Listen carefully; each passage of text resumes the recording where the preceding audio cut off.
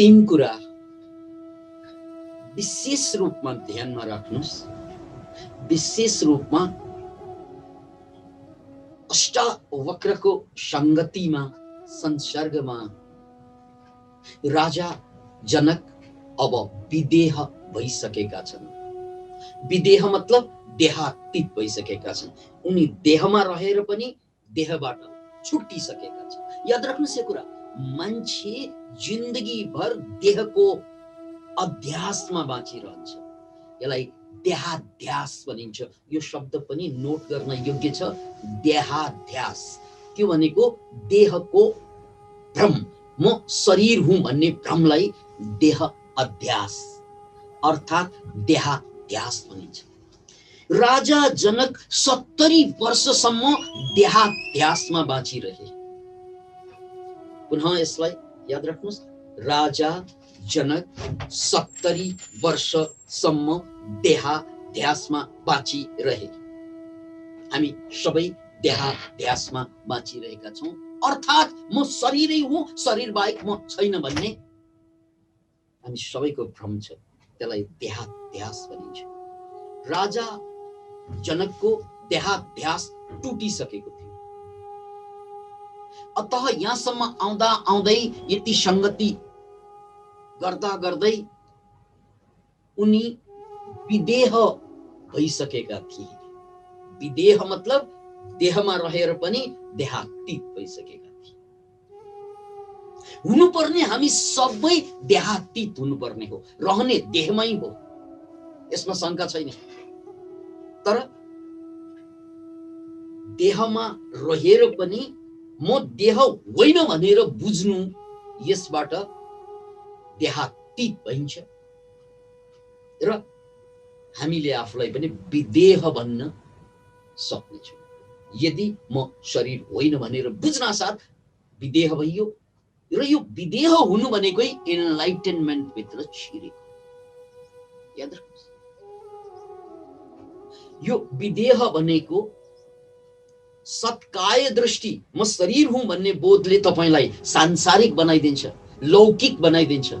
र जुन बेला जुन अवस्थामा म शरीर होइन भनेर बुझ्न साथ, मसँग शरीर छ तर म शरीर होइन भन्ने कुरा बुझ्न साथ हामी लौकिकबाट अलौकिक बन्छौं। हामी अहिले सबै लौकिक हौं। किन भन्नाले हामीले शरीरलाई आफू ठान्यौं, त्यसकारण हामी लौकिक हौं। तर म शरीर होइन, शरीर मसँग छ, तर त्यो म होइन भनेर बुझ्नु नै लौकिकबाट अलौकिक हुनु हो। सांसारिकबाट मुक्त हुनु, मुक्ति बोध हुनु हो।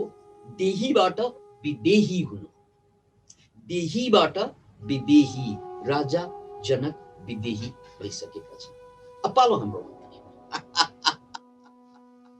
त्यसैले यसलाई फेरि पनि बुझौं, शरीर छ हामीसँग र शरीरलाई सञ्चालन गर्ने, शरीरलाई चलाउने, शरीरलाई आदेश दिने, शरीरलाई उठाउने, बसाउने, चाहिने कुरा नचाहिने कुरा खुवाउने आदि इत्यादि कसले आदेश दिन्छ, कसको आदेशमा शरीर चलिरहेको हुन्छ, कसको मात हातमा शरीर चलिरहेको हुन्छ भने त्यसलाई हामी चित्त भन्छौं।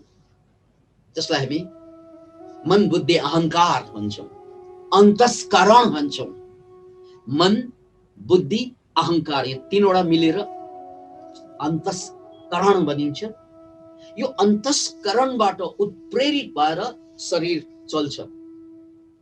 अन्तस्करणबाट उत्प्रेरित भएर शरीरले व्यापार गर्छ, शरीरले बिहे गर्छ, शरीरले सन्तान जन्माउँछ, शरीरले जे गर्छ त्यो अन्तस्करणबाट गाइडेड भएपछि। याद राख्नुस् यो कुरालाई। शरीर चलाउने काम चित्तले गर्छ, अन्तस्करणले गर्छ। अनि यो अन्तस्करणलाई, यो चित्तलाई चलाउने काम कसले गर्छ? अहिले त चित्त हाम्रो दादा हो, दादा गुण्डा हो, डॉन हो। अचेलको भाषामा डॉन। हाम्रो चित्त हाम्रो डॉन हो। यो डॉनले हामीलाई दनादन नचाहिने काम गराउँछ। चित्तैले नै भन्ने हो हामीलाई, हे त्यहाँ जा, हस् शरीर नोकर भएर जान्छ। हे यो खा, हस्, हे यो नखा, हस्, हे यसलाई भेट, हस्, हे हे हे गरेर हैकम चलाएर बसेको हुन्छ चित्तले। कसमाथि? शरीरमाथि। यी बेचारा शरीर, उसलाई थाहा छ यो खानु हुँदैन, तर बसको आदेश आइसक्यो, खा। उसलाई थाहा छ त्यहाँ जानै हुँदैन, तर आदेश आइसकेको हुन्छ, जा। चित्तले हस् प्रभु, उसलाई थाहा छ त्यहाँ गएपछि रोगी हुन्छ, त्यो पनि थाहा छ, तै पनि जान्छ। ए उसलाई भेट, उसलाई भेटेपछि म बर्बाद हुन्छु, शरीरलाई थाहा छ, तै पनि आदेश आइसकेको छ डनको। जसलाई हामी मन भनिन्छ त्यो डन हो क्या। जिन्दगी भर यो शरीरलाई, बेचारा शरीर, यो न्यूट्रल छ शरीर, यसलाई केही पनि थाहा छैन। यो न्यूट्रल शरीरलाई बर्बाद पारिदिने काम यही डनले गर्ने, जसलाई हामी चित्त भन्छौँ, जसलाई हामी मन भन्छौँ, जसलाई हामी बुद्धि भन्छौँ, जसलाई हामी अहंकार भन्छौँ, जसलाई हामी अन्तस्करण भन्छौँ। हामी सबैले बुझ्नुपर्ने कुरा, यो शरीरलाई आदेश दिने काम, शरीरलाई रोगी बनाउने या स्वस्थ बनाउने काम दुवै कसले गरिरहेको हुन्छ? चित्तले गरिरहेको हुन्छ। शरीरलाई महान महान काम गराउने काम चित्तले गरिरहेको हुन्छ। त्यसकारण शरीरलाई चित्तले सञ्चालित गर्छ। तर चित्तलाई सञ्चालनमा ल्याउने कुनै तत्त्व छैन। मन र बुद्धिको कुरा गर्ने हो भने चित्त भन्दा बुद्धि र बुद्धि भन्दा चित्त फरक कुरा हो। बुद्धि त्यसमा जोडियो भने, याद राख्नुहोस्, यो मनमा बुद्धि जोडियो भने बल्ल यो मनलाई बुद्धिले ठाउँमा पुर्याउने काम गर्छ। यसलाई यसरी बुझौँ, शरीरलाई कसले सञ्चालन गर्छ? मनले, चित्तले।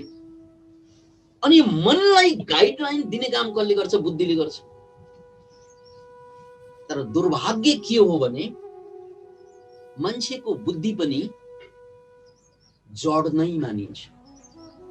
हो, मन भन्दा बुद्धि बडो क्लियर देखिन्छ, तर यो पनि जड नै मानिन्छ। अतः मन, बुद्धि, अहंकार यो तीनै कुराबाट पर एउटा अवस्था छ, त्यो अवस्थालाई चैतन्य भनिन्छ। त्यो अवस्थालाई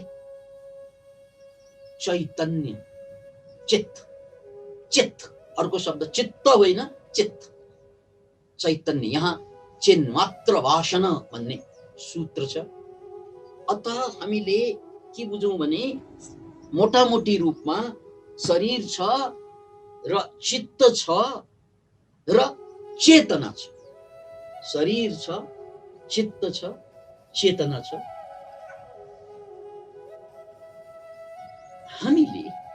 हामीले आजको मितिबाट या आजको प्रवचनबाट, आजको वचनबाट, आजको सुभाषितबाट के बुझ्नु पर्यो कि कुनै पनि कार्य गर्दा कि यो शरीरको कार्य भनेर बुझ्नु पर्यो। यो मेरो कार्य हो, यो शरीरको कार्य। जस्तै तपाईलाई भोक लाग्छ, मलाई लागेको होइन, शरीरलाई। एउटा बेवकुफी परम्परागत रूपमा हामीले भन्दै के आयौं, भोक लाग्यो मलाई यार, यी भोक लाग्छ, भोक मलाई लाग्दैन। याद राख्नुहोस्, जब तपाईले मलाई भोक लाग्यो भन्नुहुन्छ, त्यो बेला तपाईँ आत्मा भयो कि शरीर भयो? तपाईँ शरीर। यार मासुको डल्लो हो सर, मोमो। बाघले भेटायो भने त मोमो नै हो नि।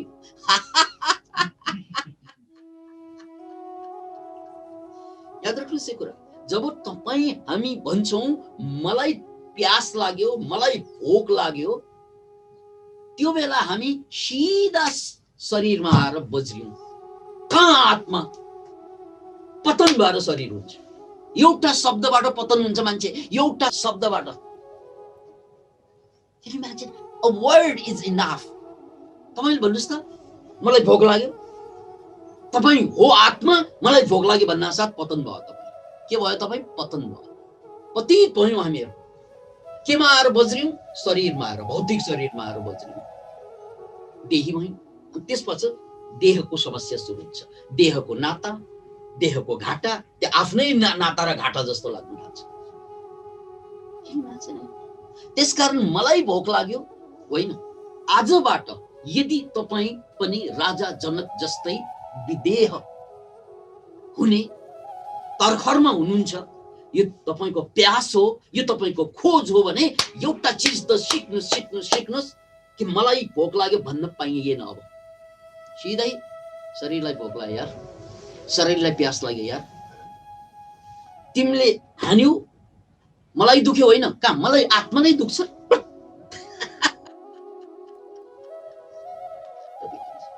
नचल्न यार, शरीरलाई दुख्छ के यो शरीरलाई, यति भन्यो भने तपाईँ आत्मामा फर्किन्छ।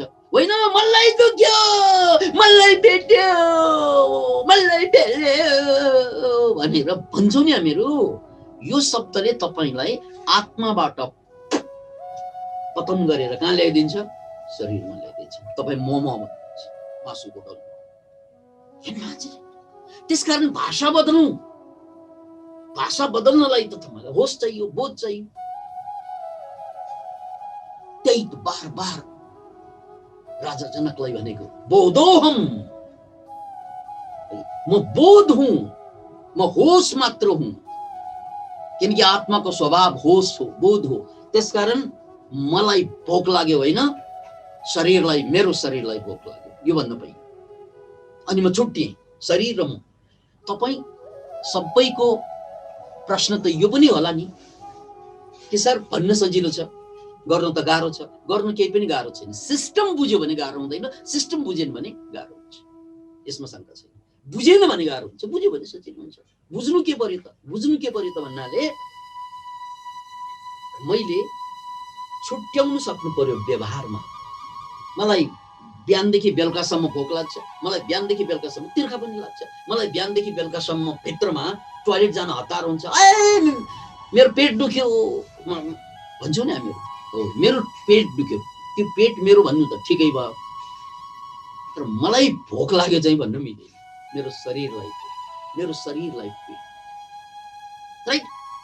अभ्यास यो हो, श्रुतमय प्रज्ञाबाट चिन्तनमय प्रज्ञा, अनि त्यहाँबाट अनुभवमय। अनुभव कसरी गर्ने त भन्नाले मलाई भोक लाग्यो यो भन्यो भने शरीर भयो, मलाई भोक होइन मेरो शरीरलाई भोक लाग्यो भने अभ्यासमा आयो।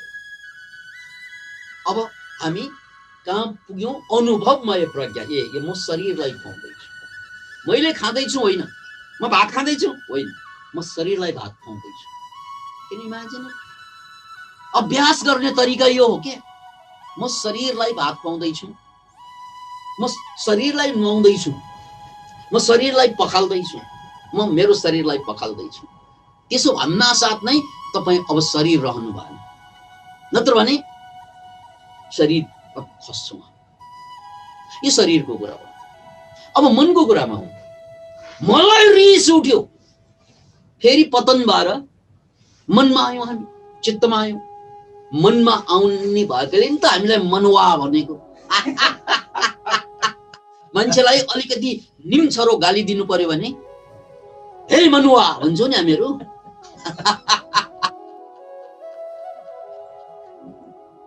हे मनुवा भनेर गाली दिन्छौँ।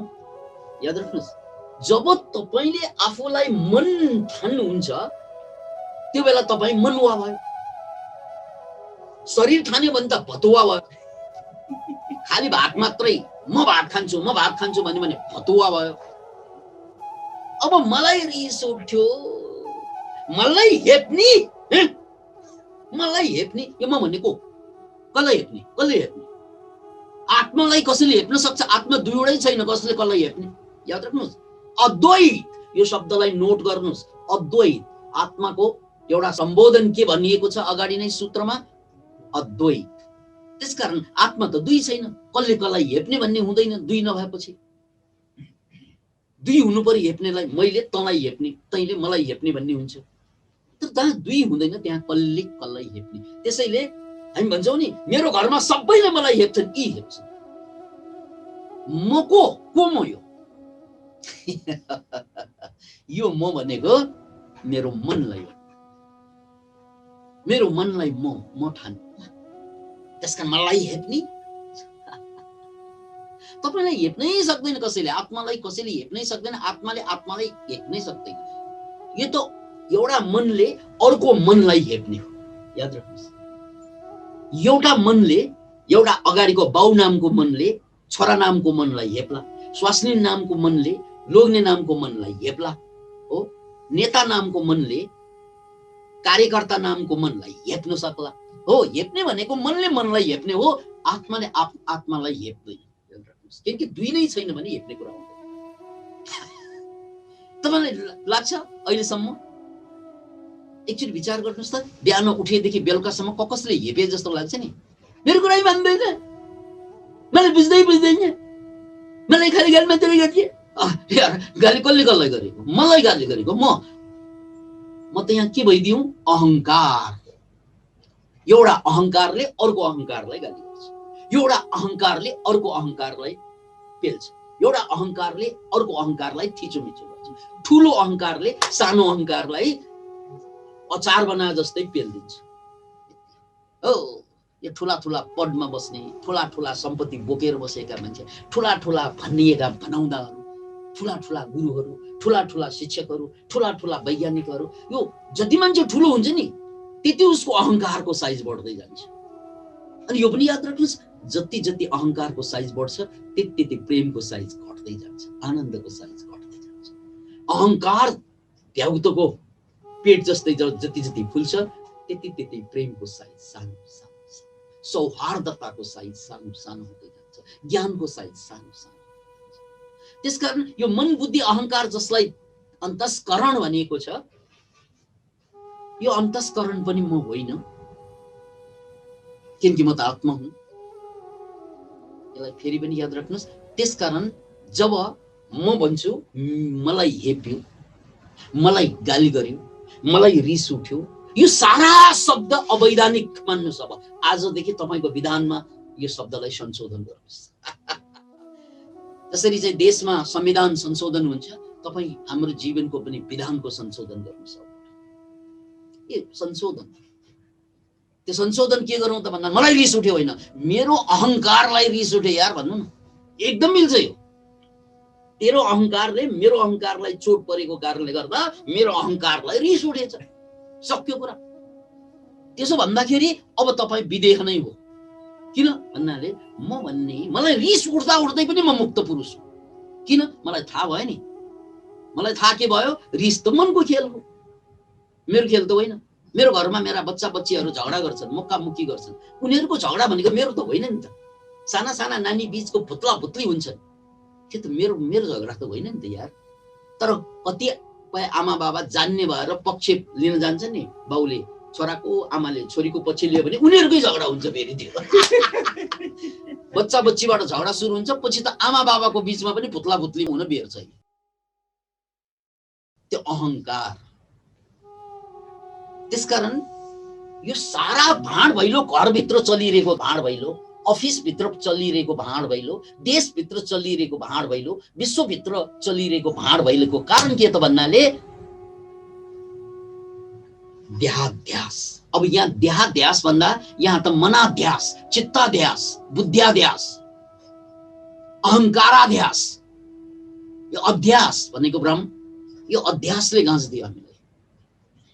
म शरीर हूं, म चित्त हूं, म बुद्धि हूं, म मन हूं, मनो बुद्धि अहंकार चित्तानि नाहम। यो केही पनि होइन भनेर बुझ्ने त आत्माले हो। अब आत्मा मरे नै प्रकट हुँदैन। बादल लागेको छ, सूर्य मरे नै प्रकट हुँदैन। बादल लागेको छ, बिहानै हो, दिउँसै हो, तर पनि प्रकट हुँदैन। टन्न बादल छ, के को? शरीरको बादल, मनको बादल, दुवैले खचाखच बादलले आत्मालाई यानी सूर्यलाई छेकेपछि, सूर्य रूपी आत्मालाई छेकेपछि अनि जहिले पनि अँध्यारो हुन्छ। अनि हाम्रो अनुहार नै बिन्ती पत्र, डिप्रेसन अनुहारको। किनकि आत्माको उज्यालो त प्रकट कहिले पनि हुन दिनु भएन हामीले। कहिल्यै घरभित्र हेर्नुहोस् त, आत्माको उज्यालो कहिले प्रकट हुन्छ त्यहाँ? अफिसभित्र हेर्नुहोस् त, आत्माको उज्यालो कहिले प्रकट हुन्छ, नभएपछि अँध्यारो कहाँ, मुखमा अँध्यारो देखिन्छ। किनकि उसलाई मलाई त अझ साह्रै रिस उठिरहेछ, एक चाहिँ मान्छे चिनेको छु मैले यहाँ, यो घरमा एक चाहिँ स्वार्थी छन्, यो अफिसमा एक चाहिँ स्वार्थी छन् भन्छ नि हामीहरू। यो अफिसमा यो घरमा एक स्वार्थी होइन, एक मन स्वार्थी छन्। त्यो मन मेरो पनि स्वार्थी छ। जसरी मेरो दाइको मन स्वार्थी छ, मेरो पनि स्वार्थी छ। मन त सबैको स्वार्थी हुन्छ, किनकि मनको स्वभावै स्वार्थ हो।